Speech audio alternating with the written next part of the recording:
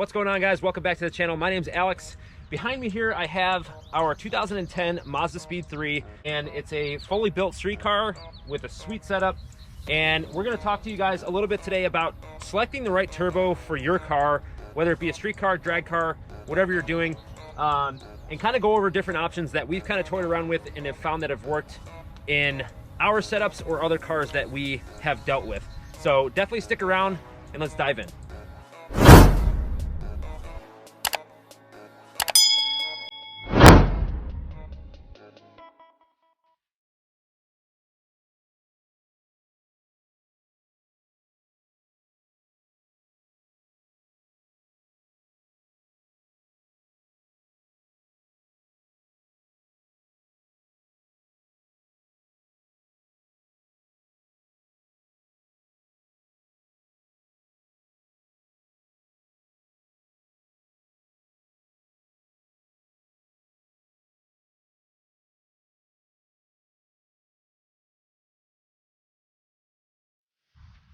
The biggest thing you want to take in consideration when selecting a turbo for your car is to figure out what exactly you're going to be using the car for. Whether that be daily driving, aggressive street driving, track driving, or drag racing, whatever you think you're going to be going after with the car. Now, in this specific instance, Dom has his car here set up with a Precision Gen 2 5558. And basically this car is meant for street use, daily driver, slash, you know, taking it to the track occasionally, and it's set up perfect. Now, have we set it up perfect since the beginning? No, and that's what I'm here to talk about. He originally had a Gen 2 6466 on this car, and honestly, for what he was using it for, it was just a little too big a turbo for what he was going for, and we decided to step down to this one, a little bit smaller frame, to help low and mid-range power, which he was looking for on the street. So we stepped down to this turbocharger, and we've been loving it since. So like I said, in this application, we have a fully built car. The head is stock, but the bottom end has your standard Manley rods pistons combo, and it is a very stout setup. This car on full boost setting, which is about 35 pounds, should be in the ballpark of the 650 horsepower range. Right now it's on a 30-pound map, which should be in the 550 range or 600 range. We're not really sure. Dyno numbers to come, but that'll be a separate video. Everything is good to go, and we just found what worked with this car. Now, what I want to talk about is when you're choosing the turbo for your car, you want to figure out what your power goals are. And when you do that, you need to figure out what the end goal is, because you don't want to be like us or anyone that's done this and just go out and buy a turbo for the sake of buying it and not really knowing what your end goal is. And that's kind of the setup we had on this originally, was a big turbo. It was originally designed to be a drag car, you know, take to the drag strip and, you know, chase numbers. But we slowly realized that we wanted this thing to be like a street monster. So we decided to step down, like I said. But his original goal was to have a healthy 600 horsepower that is no sweat to this motor. And that's the biggest thing, is you want to figure out what your setup is going to consist of. Do you have a good base platform for the turbo to actually be utilized to its full potential? Because turbos do have efficiency ranges, and you should be looking at that as well. What power range is that thing going to work better in for the way that you're driving the vehicle? So with this motor setup and the power capabilities that it has, we decided that this turbo would work perfect because of that power range. Another thing too is that depending on the vehicle that you're modifying, in this case our Mazdaspeed3, you have to know what the limits are for certain things. So on this car, for instance, the stock motor on these things are good for anything under about 400 foot-pounds of torque. And then you're gonna start playing, you know, with fire as far as what the car is gonna actually be able to handle and when it's gonna actually let go. There are a lot of stock location turbos and you know, aftermarket flange turbos for these cars that will be great for the guy that wants 350 horsepower to 500 horsepower. There's a lot of different trim turbos. You can, you know, and it's not brand specific. Garrett has real good factory location bolt-on turbos. B&R Supercars has a good line of turbos. Cork Sport has a good line of turbos for this car specifically. But then you got your heavy hitters like Precision and, like I said, Garrett already, that have great options. Borg Warner, they have their EFR series, great turbos. And it all depends on what setup you currently have that is going to benefit that turbo and what your goal is in the end. If your goal is 700 horsepower in the end, buy the turbo that's going to be good for that range and build to that. Your turbo will be bigger than your setup can possibly handle now, and you might have slower spool times, but then it saves you the time of selling a turbo, buying another one, unless you want to do that. Now, everybody that's watching this video may not have a 4-cylinder car, and that leads me to my next point. Choosing your turbo, you have to think about displacement and what turbo is actually going to work for your exact setup. You know, this is a smaller frame turbo compared to like the V8 guys, and honestly, you need to find a good tuner for your platform that you're modifying and figure out with them and sit down and say, hey, this is my goal. What turbo size should I go with and where should I start? And obviously, everything comes into play with budget and what you're willing to spend. There are a lot of less expensive turbos and expensive turbos. And I say less expensive and not cheap because there are a lot of low budget turbos that are of good quality that you can get your hands into.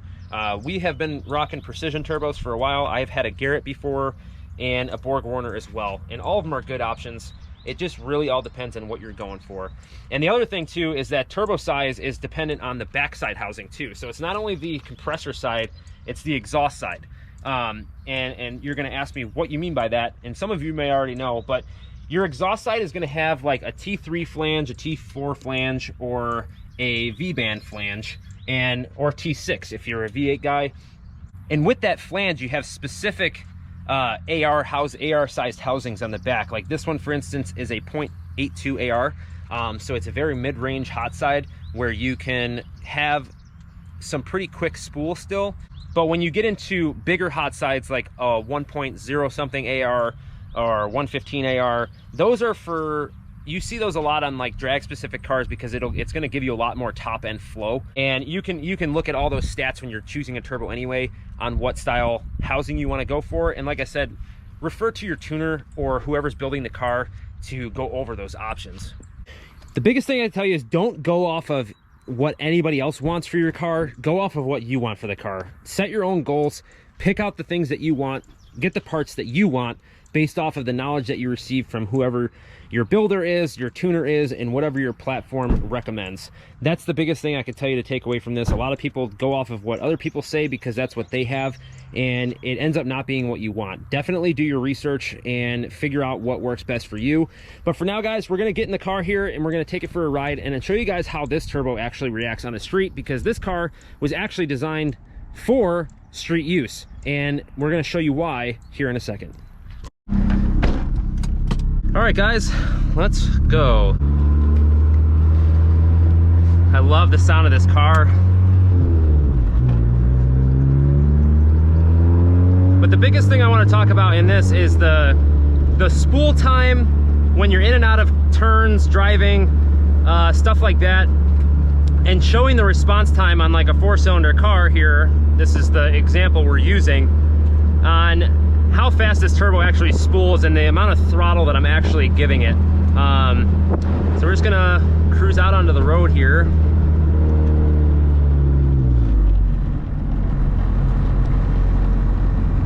Now, if any of you are interested in any other things about this car, we have a full playlist on our channel about this car and ripping it, doing all sorts of fun stuff.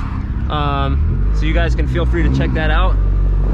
If you haven't subscribed already, please consider subscribing, and we have more content on the way.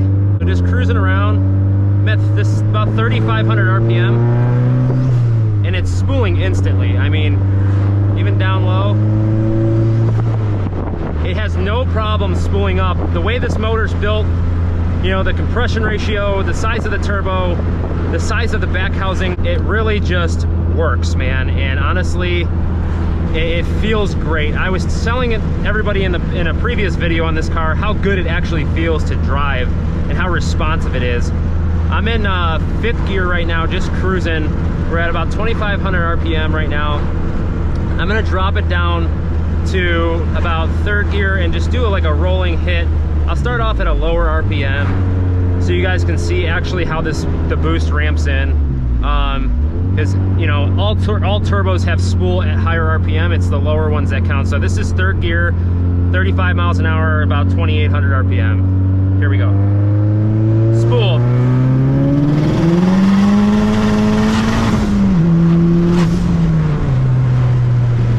So that was a quick 3-4. This thing hauls. It is quick. Like I said, we're on about the 30-pound map. I hit about 29.7 pounds there, but this thing screams.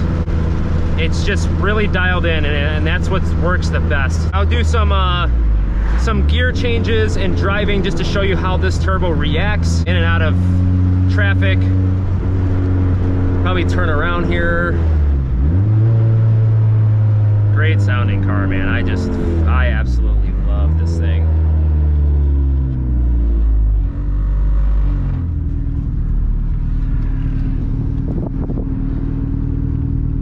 Super nice day out too. It's like 80s.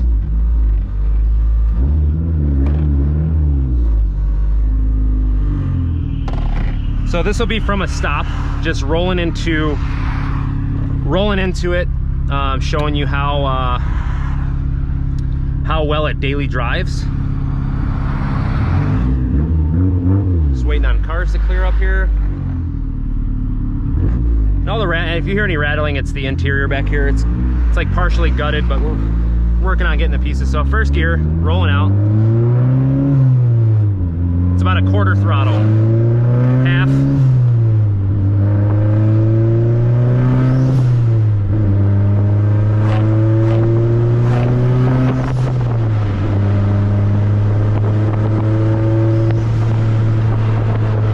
Super linear. No hiccups, very smooth power band, picks up almost immediately, perfect for this setup. When we data log this car, it usually hits full boost around 4,000 RPM, and it actually gets about half to full boost in the 3,000 mark. So it's actually pretty impressive and a perfect setup for the street to just drive around and enjoy. You don't have to wait for the power to come in to have fun. If you're in a lot of turns, you know, driving through twisties and stuff like that, this will be the perfect car and perfect setup for that. You know, if you have another platform, like I said before, choosing the turbo that works for you and your power goals to make sure that you can get that desired feel.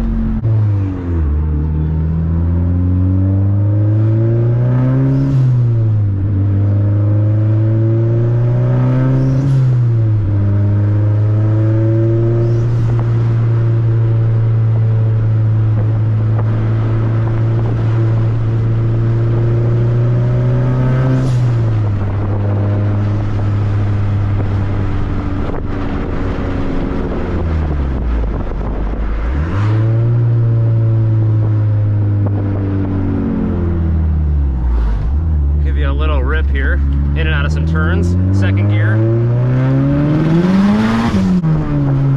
Little miss shift. Coming in the turn.